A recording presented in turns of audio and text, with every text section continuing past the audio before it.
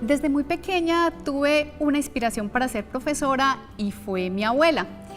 Ella era una campesina que vivía en el municipio de Jardín y era profesora de una pequeña escuela en una vereda de ese municipio. Siempre fui muy curiosa y me gustaba muchísimo estudiar. Mi hermana en esa época mayor también me acompañaba y me inspiraba siempre ser la mejor. Mi motivación han sido principalmente dos profesoras que me inspiraron desde mi pregrado. Una de ellas fue Silvia Luz Jiménez, quien nos enseñaba el curso de plantas medicinales colombianas y además nos transmitía los conocimientos con mucha alegría y con mucha pasión. Otra de ellas fue la profesora Piedad Restrepo.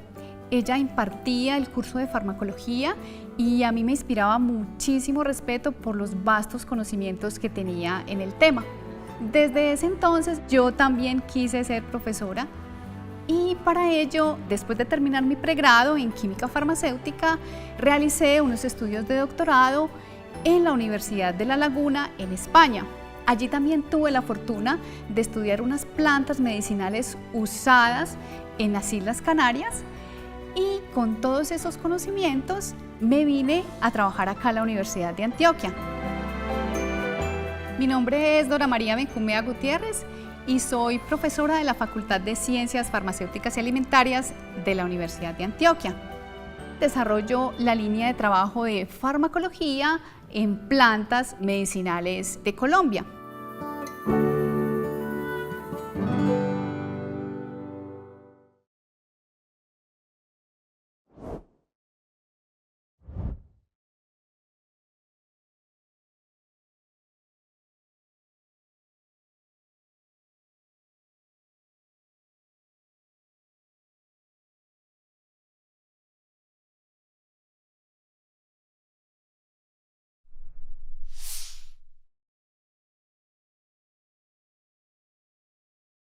Desde la aprobación del uso medicinal del cannabis en diferentes partes del mundo, se desarrolló extensamente la investigación acerca de sus efectos, de sus propiedades farmacológicas, de sus compuestos con potencial terapéutico. Si se compara el número de artículos publicados en la base de datos PubMed desde 1991, cuando la Organización Mundial de la Salud aceptó el dronabinol como primer medicamento a base de cannabis, el aumento en el número de artículos publicados anualmente pasó de 69 a 3.377 en 2021. Con estos antecedentes y teniendo en cuenta la rica biodiversidad de nuestro país, con un grupo interdisciplinario de trabajo conformado por investigadores de la Universidad Nacional y de la Universidad de Antioquia, nos encontramos investigando un extracto de cannabis rico en cannabidiol encapsulado en 3 diferentes micelas poliméricas como posible tratamiento para el dolor crónico. Así que los temas que voy a desarrollar en esta clase son los siguientes: ¿por qué escogimos el cannabis? ¿Por qué estudiar el dolor crónico? ¿Y para qué se realiza el proceso de encapsulación? Son varias las razones para estudiar el cannabis. Una de ellas es el conocimiento histórico que se ha adquirido en diferentes partes del mundo a través de la medicina tradicional para el tratamiento de diversas dolencias. Otra razón es la capacidad que tiene el cannabis de modular algunas funciones de nuestro organismo a través del sistema endocannabinoide y por tanto algunas enfermedades. Y finalmente, la investigación sobre el uso de cannabinoides para el tratamiento de enfermedades ha dado lugar a medicamentos aprobados por las autoridades sanitarias de diferentes países para tratar, por ejemplo, las convulsiones, las náuseas y los vómitos causados por la quimioterapia contra el cáncer y para la disminución del apetito, pérdida de peso en personas con VIH-Sida y para el dolor en pacientes con esclerosis múltiple. Comenzando por el primer punto, el cannabis ha sido usado en la medicina tradicional desde hace miles de años. Es una planta originaria de Asia Central y su uso médico se encuentra registrado en la primera farmacopea china escrita hace más de 5.000 años, donde formaba parte de tratamientos para la fatiga, el dolor, el reumatismo, la inflamación, entre otros. Por las migraciones, su uso se extendió a Europa Occidental y a la India, tanto por su uso como fibra como por las propiedades religiosas y terapéuticas del cannabis. América no se quedó atrás y se conoce que algunas comunidades indígenas usaban las hojas contra las lombrices, el aceite de las semillas para tratar las quemaduras por el sol y en masajes para los dolores musculares. Con esta expansión de su uso, a principios del siglo XX, los productos medicinales a base de cannabis se registraron en muchas farmacopeas. Incluso grandes empresas farmacéuticas comercializaron el cannabis como analgésico, antiinflamatorio y antiespástico. Una serie de obstáculos restringieron el uso medicinal del cannabis. La principal causa fue la presentación de algunos efectos tóxicos en las personas, y esto ocurrió debido a la variabilidad en la concentración de los compuestos que presenta la planta entre sus diferentes tipos. A esto se llama actualmente quimiotipos y no solo están influenciados por el genotipo, es decir, si es índica o sativa, sino también por las condiciones ambientales en las que crece la planta. En la actualidad hay 5 quimiotipos bien definidos y reproducibles. En aquella época, estos efectos tóxicos se presentaron con la variedad que tenía alta concentración de cannabidiol, y esto llevó a que se establecieran impuestos sobre la marihuana, a que se eliminara de la farmacopea estadounidense y a que en 1961 la Convención Única de Naciones sobre Estupefacientes categorizara el cannabis bajo el régimen de control más estricto. Todas estas acciones retrasaron la investigación y el desarrollo de nuevos fármacos derivados del cannabis. Varios hechos importantes cambiaron de nuevo la historia del cannabis. En 1964 se descubrió uno de los principales compuestos de la planta, que se denominó tetrahidrocannabinol. En la actualidad se han aislado más de 100 fitocannabinoides, de los cuales el tetrahidrocannabinol y el cannabidiol son los más estudiados hasta el momento, tanto por sus propiedades psicoactivas como por las terapéuticas. El descubrimiento del tetrahidrocannabinol fue de gran importancia porque llevó a pensar a los investigadores que en nuestro organismo había estructuras donde los fitocannabinoides podían encajar para producir sus efectos. Después de varios años de investigación, en 1988 se descubrió el receptor cannabinoide CB1 en nuestro organismo, que fue el inicio de lo que hoy se conoce como el sistema endocannabinoide, capaz de controlar funciones vitales para los humanos a nivel del cerebro, los pulmones, el tracto gastrointestinal y el sistema inmunológico. Actualmente se conoce que el sistema endocannabinoide está compuesto por un conjunto de sustancias, entre ellas 2 receptores acoplados a proteínas G denominados CB1 y CB2, que, como su nombre lo indica, reciben a los endocannabinoides que produce nuestro cuerpo, llamados anandamida y 2-araquinodiolglicerol. Este sistema también incluye las enzimas responsables de la síntesis y degradación de dichos endocannabinoides, que al poderse regular también son dianas terapéuticas para posibles medicamentos. Por esta razón, los fitocannabinoides también van a ejercer acciones sobre este sistema, modulando algunas de las funciones como el apetito, la sensación de dolor, el vómito, entre otras, abriendo la posibilidad de tener nuevos tratamientos farmacológicos con medicamentos basados en cannabis. Aparte del uso medicinal, el cannabis está siendo utilizado con fines industriales. El cáñamo industrial es un término que se utiliza comúnmente para denominar a las plantas de cannabis que se cultivan con el fin de obtener fibra. Estos cultivos por ley deben contener menos del 1% de tetrahidrocannabinol. La principal aplicación de la fibra del cáñamo es la fabricación del papel, ya que es ampliamente valorado por su resistencia química y mecánica. También se producen lanas para la fabricación de aislamientos térmicos y acústicos y para la construcción de edificios y viviendas. Otras industrias crecientes son los alimentos, elementos para el cuidado personal, textiles y materiales de la construcción. Son muchas las razones para estudiar el dolor crónico. Primero, porque el dolor es una de las principales causas de consulta médica en el mundo, tiene una alta prevalencia y un gran impacto individual, familiar, laboral y social y económico, tanto que desde 1982 la Organización Mundial de la Salud lo ha considerado como un problema de salud pública. Por otro lado, más de la mitad de los pacientes tratados para un dolor crónico referencian tener poco o ningún control sobre el mismo. En muchas ocasiones los medicamentos para el dolor no alcanzan la efectividad esperada o presentan efectos adversos molestos o incluso graves como la tolerancia y la dependencia que llevan a las personas a una falta de adherencia al tratamiento, teniendo como consecuencia que las intervenciones actuales para el manejo del dolor crónico sean insuficientes y no proporcionen un alivio adecuado. Esa ineficiencia de las estrategias terapéuticas actuales es al menos en parte debido a una comprensión incompleta de los mecanismos implicados en las condiciones de dolor crónico. También se deben enfrentar dificultades burocráticas para la prescripción de ciertos medicamentos. Además, los administradores en salud responsables de proveer un apoyo mínimo a los profesionales de la salud en medios diagnósticos, terapéuticos y formativos tienen escasa sensibilidad ante los pacientes afectados por el dolor. Por otro lado, para lograr buenos resultados con la farmacoterapia se deben tener en cuenta muchos aspectos relacionados con la enfermedad, como por ejemplo los diferentes tipos de dolor, las causas que lo produjeron, las consecuencias psicológicas del sueño, las sexuales, la ansiedad y la depresión. Los aspectos familiares, por ejemplo, muchos pacientes van a necesitar un cuidador. Y los aspectos sociales, ya que puede generar grandes incapacidades laborales. En resumen, el dolor es una vivencia personal, influenciada por diferentes factores y que puede tener consecuencias en la funcionalidad, en el bienestar social y psicológico de las personas.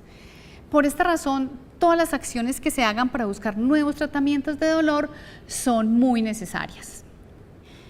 La Asociación Internacional para el Estudio del Dolor lo define como una experiencia sensorial y emocional desagradable, asociada o similar a la asociada con un daño tisular real o potencial.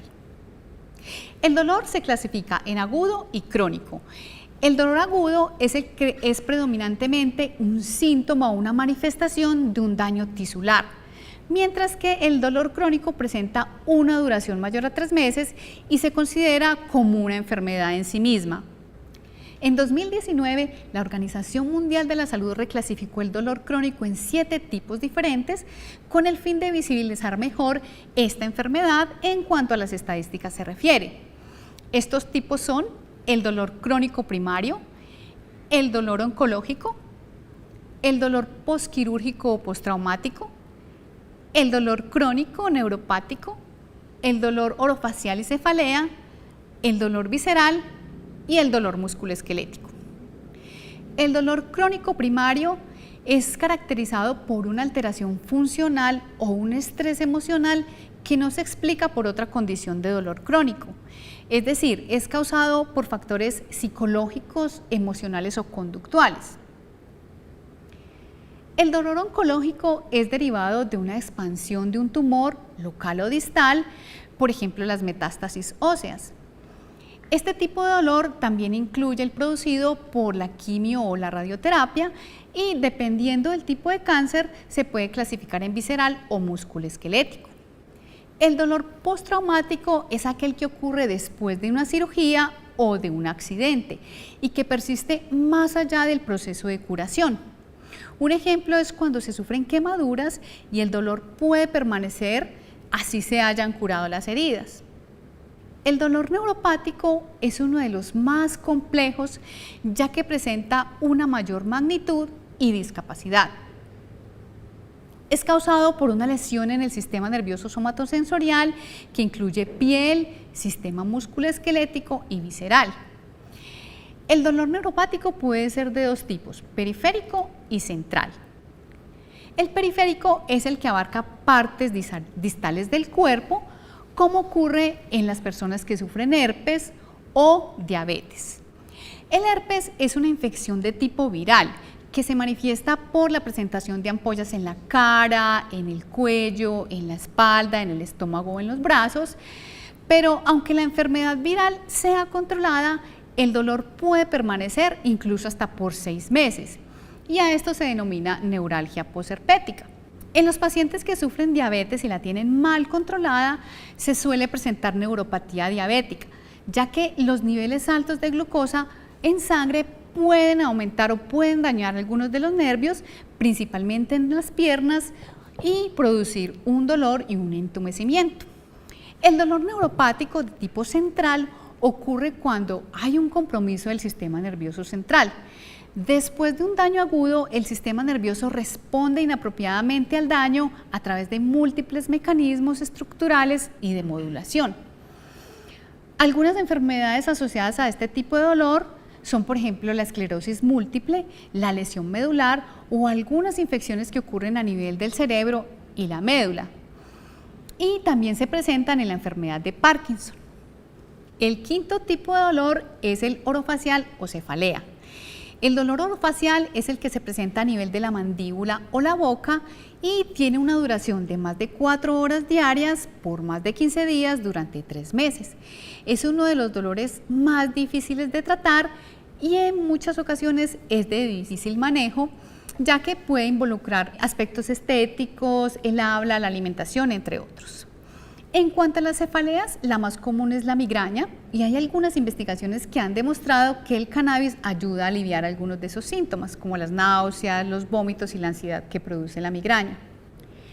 El dolor de tipo visceral es un síntoma común de las enfermedades que ocurren a nivel de órganos internos de nuestro cuerpo, ubicados principalmente en cabeza, cuello, tórax, abdomen y pelvis, y que por inervación sensorial se pueden percibir tanto en la piel como en el tejido subcutáneo. Entre ellos se encuentra el síndrome de intestino irritable, la enfermedad de Crohn y la colitis ulcerosa. En Colombia se conoce que el 50% de las visitas al médico son causadas por el dolor visceral, principalmente en niños, derivados de pronto de obesidad o de nutrición. Y el último tipo de dolor es el de músculo esquelético, también se denomina osteomuscular y está definido como aquel que surge en huesos, músculos, tendones o tejidos blandos. Se divide en primario y secundario. El primario identifica condiciones como la fibromialgia y el dolor lumbar. Este último es muy común en pilotos de avión.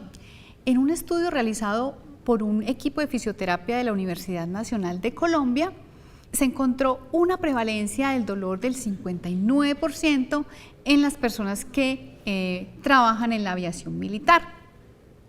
Mientras que el secundario es un síntoma que ocurre cuando hay una estimulación persistente en las estructuras musculoesqueléticas. Puede ser causado por enfermedades autoinmunes y autoinflamatorias, como ocurre con la artritis reumatoide, o por cambios estructurales como la osteoartritis, la espondilitis, entre otros. Según la Organización Mundial de la Salud, se estima que 1/5 de la población mundial sufre de dolor crónico y esto representa el 20% de las visitas al médico, generando un alto gasto en el sistema sanitario. Particularmente en Colombia, se cuenta con pocos estudios epidemiológicos. Aún así, en una encuesta realizada en el año 2014 por la Asociación Colombiana para el Estudio del Dolor en 11 ciudades del país, se demostró que el 70% de las personas encuestadas habría sufrido algún tipo de dolor durante los últimos 6 meses, entre agudo y crónico, siendo casi la mitad correspondiente al dolor crónico. Los tipos de dolor más prevalentes fueron el musculoesquelético, el craneofacial y el visceral, presentando una intensidad de dolor entre severa a moderada. Estos resultados coinciden con otro estudio realizado en Colombia durante los años 2017 y 2019, donde se encontró que los dolores con mayor prevalencia eran los mismos mencionados anteriormente, sumado al dolor oncológico.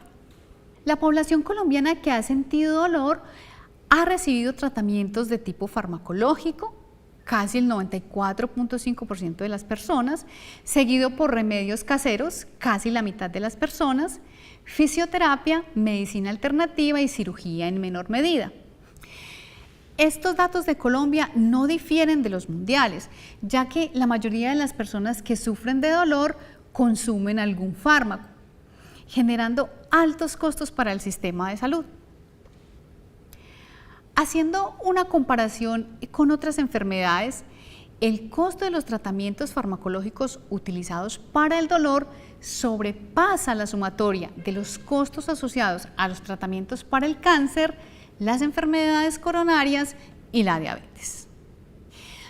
Inicialmente Hay que aclarar que la analgesia y el control del sufrimiento son un derecho básico del paciente que finalmente busca mejorar la capacidad de realizar las actividades cotidianas y un rápido retorno laboral.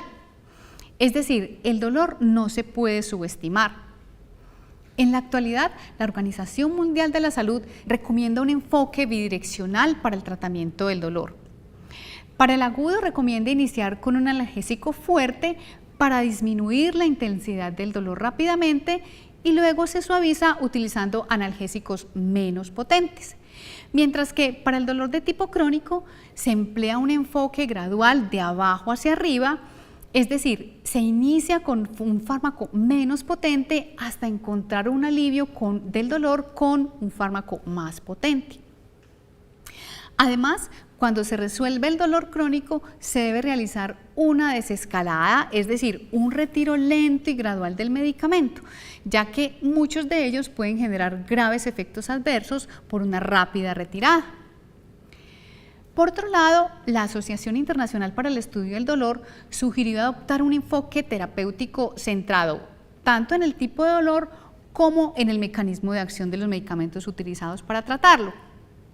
Por ejemplo, para el caso del dolor de tipo inflamatorio, es más adecuado el uso de fármacos antiinflamatorios. Para el dolor poco inflamatorio, se debe recibir tratamientos con analgésicos opioides y no opioides. Y finalmente, en el dolor neuropático, que vimos anteriormente que es uno de los más complejos, se pueden requerir fármacos que pertenecen, por ejemplo, al grupo de los fármacos antidepresivos o al grupo de los fármacos anticonvulsivos. Para este tipo de dolor también se utilizan fármacos específicos en ciertas condiciones reumatológicas, como es el caso de los anticuerpos monoclonales, que no solo ayudan a disminuir el proceso inflamatorio, sino que también previenen el daño articular y de hueso y cartílagos. En 2018, de acuerdo con las estadísticas del Ministerio de la Protección Social, se evidenció que la combinación de acetaminofén con opioides fueron los medicamentos más formulados.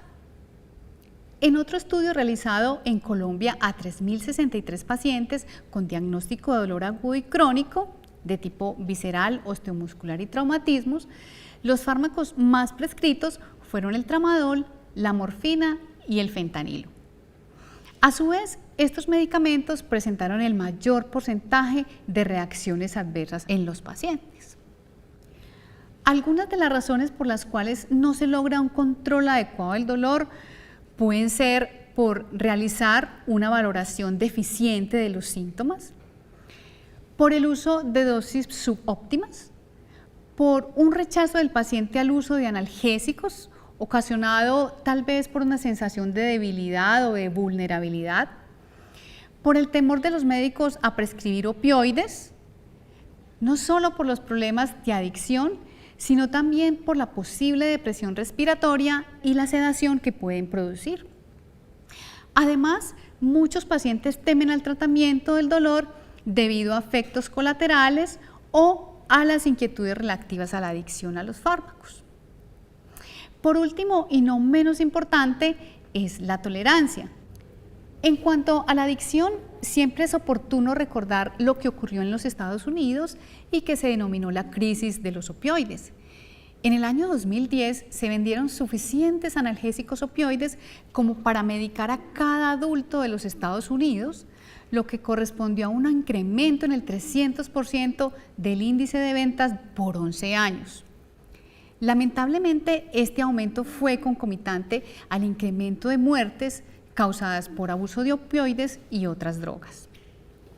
Según el Instituto Nacional para el Abuso de Drogas de Estados Unidos, todos los días mueren alrededor de 130 personas como consecuencia de sobredosis por opioides. Solo en 2017 se registraron 70.200 muertes.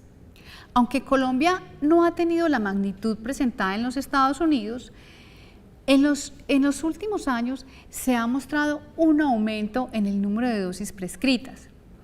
En un artículo publicado en el año 2021 sobre los problemas y las reacciones adversas de los opioides, Los autores encontraron que en el periodo del 2011 a 2013, el número de dosis prescritas diarias por millón de habitantes había alcanzado más de 1.5 veces el promedio mundial. Por otro lado, en un reporte emitido por parte de Minjusticia en 2019, mostró que el promedio anual de intoxicaciones por opioides entre los años 2016 y 2019 fue de 341, aunque el registro de muertes solo fue de 2. Además de la dependencia, otro resultado negativo asociado al uso de los opioides es la tolerancia, que se define como un estado adaptativo en el cual la exposición continua al medicamento induce cambios que resultan en la disminución de uno o más efectos del fármaco en el tiempo y se manifiesta por la necesidad de incrementar las dosis para alcanzar el mismo nivel de alivio del dolor observado inicialmente, asumido que no hay una progresión de la enfermedad de base.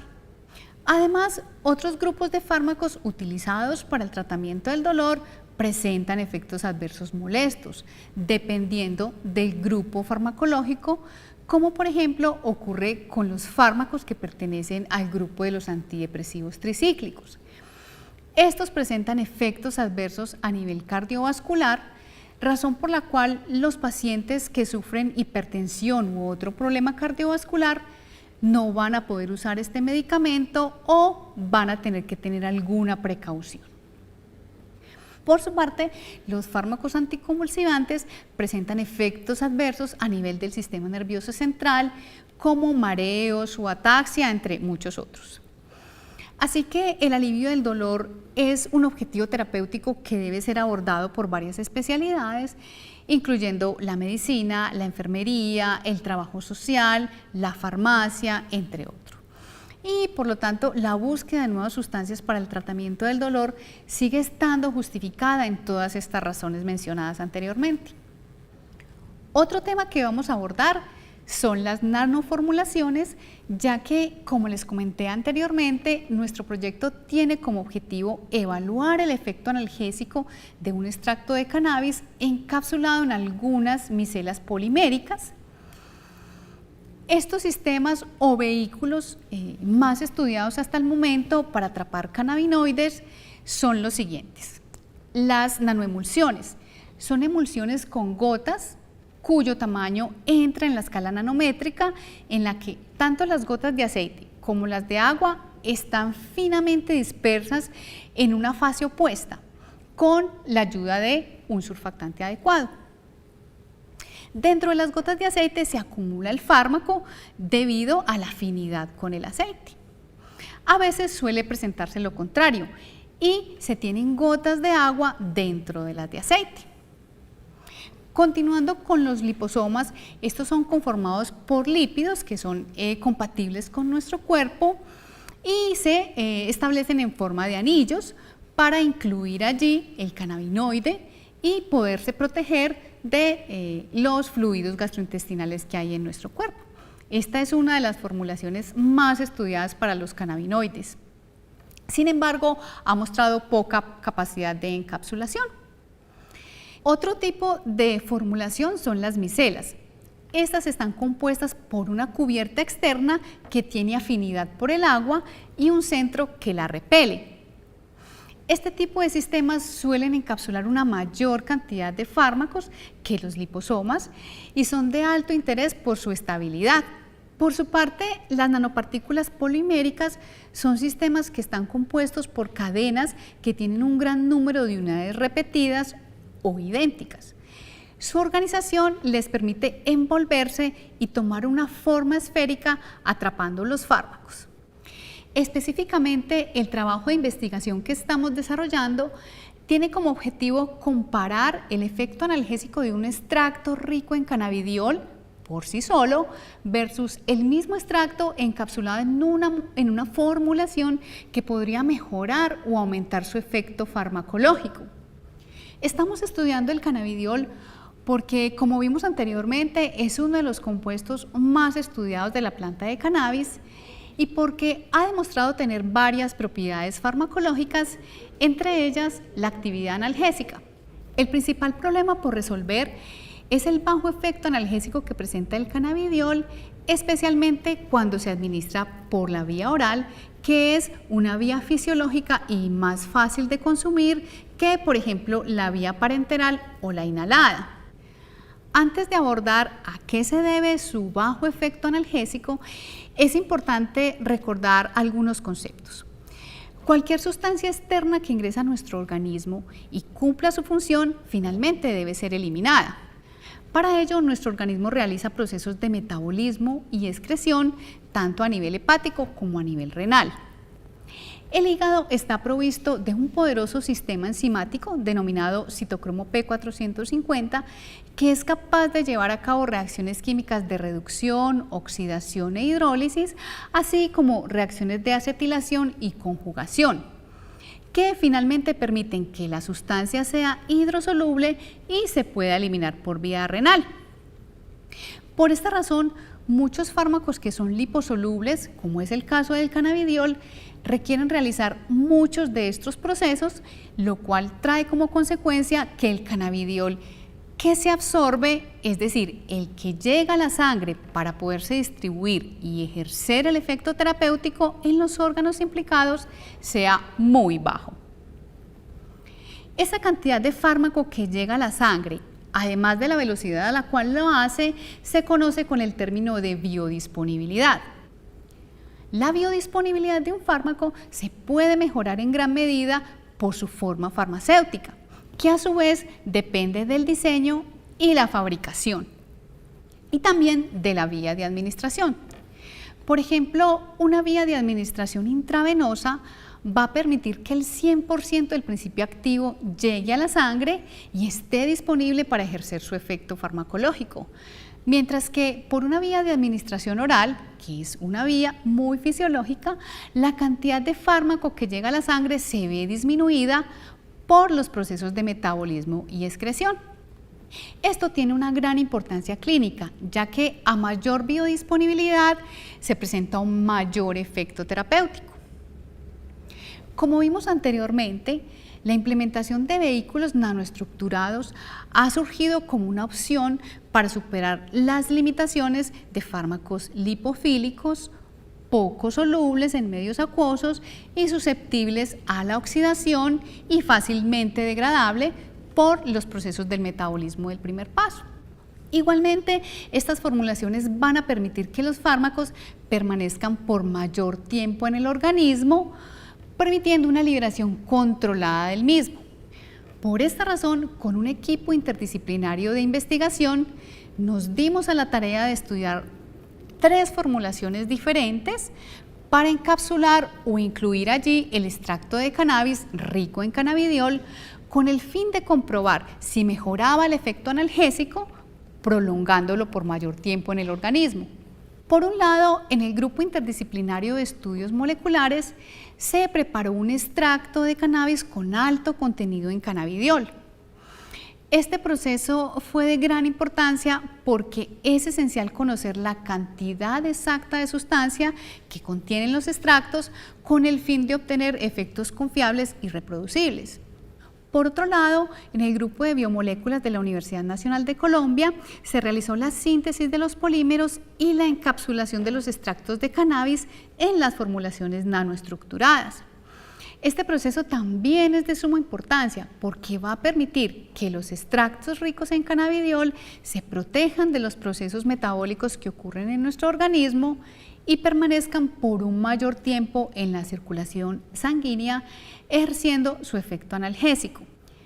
Finalmente, en nuestra línea de alternativas terapéuticas y alimentarias, realizamos los ensayos preclínicos de analgesia, donde pudimos comparar el efecto analgésico de los extractos de cannabidiol sin encapsular versus los extractos encapsulados en 3 modelos preclínicos de dolor, uno de tipo químico, otro de tipo térmico y otro de tipo mecánico. Los extractos de cannabis se obtuvieron de la siguiente forma. A partir de semillas colectadas se realizó un autocultivo siguiendo las leyes vigentes de nuestro país.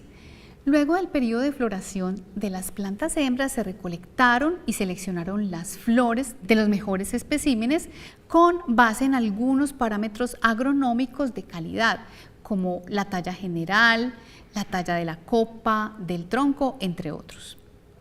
En este punto, cabe recordar que las flores son las que contienen la mayor cantidad de cannabinoides de la planta. Posteriormente, las flores de cannabis se sometieron a un secado hasta tener una humedad adecuada y luego se homogenizaron con molienda y tamizado. Después se realizó la extracción de los cannabinoides por el método clásico de Soxhlet usando los solventes adecuados. Después de la eliminación de los solventes por evaporación, se obtuvo el extracto. A continuación se estableció la cantidad de cannabinoides que había en el extracto por un método cromatográfico. Para nuestro caso, se obtuvo un extracto con mayor concentración de cannabidiol y menos de tetrahidrocannabinol. Parte de estos extractos se llevaron a procesos de encapsulación y otra parte se llevó a los ensayos de actividad analgésica para finalmente comparar los resultados del extracto encapsulado versus el extracto sin encapsular. Para realizar el proceso de encapsulación del extracto, inicialmente se realizó la síntesis de los diferentes polímeros. Se empezó con un polímero de PEG-PCl y posteriormente se realizaron modificaciones con dos copolímeros biocompatibles como son el ácido láurico y el oleico. Posteriormente se prepararon las micelas poliméricas cargadas con el cannabidiol y se determinó la cantidad de cannabidiol que se había encapsulado en estas micelas. Luego se realizó una caracterización del tamaño de la partícula de estas micelas poliméricas cargadas con CBD para verificar que tuvieran un tamaño adecuado, un tamaño pequeño. El hecho de que las micelas poliméricas tengan un tamaño pequeño implica que no van a ser reconocidas por el sistema retículo endotelial, permitiendo que no sean depuradas rápidamente por el riñón. Esto permitirá que el cannabidiol se libere por procesos prolongados. Finalmente, se realizaron estudios de liberación de estas mismas formulaciones con el fin de conocer la cantidad de cannabidiol que se iba liberando a través del tiempo. Antes de evaluar el efecto analgésico, se comprobó que las formulaciones no presentaran toxicidad. Posteriormente, para evaluar el efecto analgésico, se utilizaron 3 modelos preclínicos. Estos modelos simulan algunos de los principales tipos de dolor que analizamos anteriormente, como por ejemplo el dolor de tipo musculoesquelético, midiendo un efecto antiinflamatorio, el dolor de tipo visceral y el dolor de tipo neuropático. Inicialmente evaluamos la actividad analgésica de los extractos de cannabis ricos en cannabidiol sin encapsular y posteriormente evaluamos los extractos encapsulados en 3 diferentes micelas poliméricas para observar cuál era la diferencia en el porcentaje analgésico alcanzado. Obtuvimos un extracto con alto contenido en cannabidiol y menos en tetrahidrocannabinol. Estos resultados eran los esperados, ya que el cannabidiol presenta un mejor perfil de seguridad. Sin embargo, también era necesario tener una baja cantidad de tetrahidrocannabinol, ya que esta sustancia también contribuye al efecto analgésico. Por otro lado, no podemos olvidar el efecto séquito de esta planta, en el cual juegan un papel muy importante otros compuestos que tiene el extracto, como son por ejemplo los terpenos y los flavonoides. En lo que se refiere a la encapsulación de los extractos, se logró una eficiencia de encapsulación entre el 98 y el 100% para las 3 formulaciones utilizadas. En cuanto a los estudios de liberación, las 3 formulaciones mostraron perfiles diferentes, pero se destaca la formulación con inserciones de ácido oleico que mostraron una tasa de liberación constante a través del tiempo, exhibiendo una sola región. Esto permite que la cantidad de cannabidiol que se va liberando a través del tiempo sea más controlada, lo que se vio reflejado con un mejor efecto analgésico, como lo vamos a ver más adelante. Por otra parte, en los estudios de toxicidad aguda de las 3 formulaciones, encontramos que ninguna presentó efectos tóxicos con la administración de una sola dosis, mostrando un buen perfil de seguridad y quedando como perspectiva realizar estudios de toxicidad a largo plazo. En cuanto a los resultados de actividad analgésica en el modelo de dolor musculoesquelético, el extracto de cannabidiol encapsulado en PEC-PCL mostró un efecto analgésico más o menos del 40% a las 24 horas después de su administración, comparado con la morfina, que al mismo tiempo ya no había presentado efecto analgésico. El extracto de cannabidiol encapsulado en PEC-PCL, que tenía injertos de ácido láurico, mostró un efecto analgésico del 35% después de las 24 horas y del 20% a las 48 horas después de su administración. Este resultado es bueno en la medida que se logra mantener un efecto analgésico de manera significativa hasta por 2 días.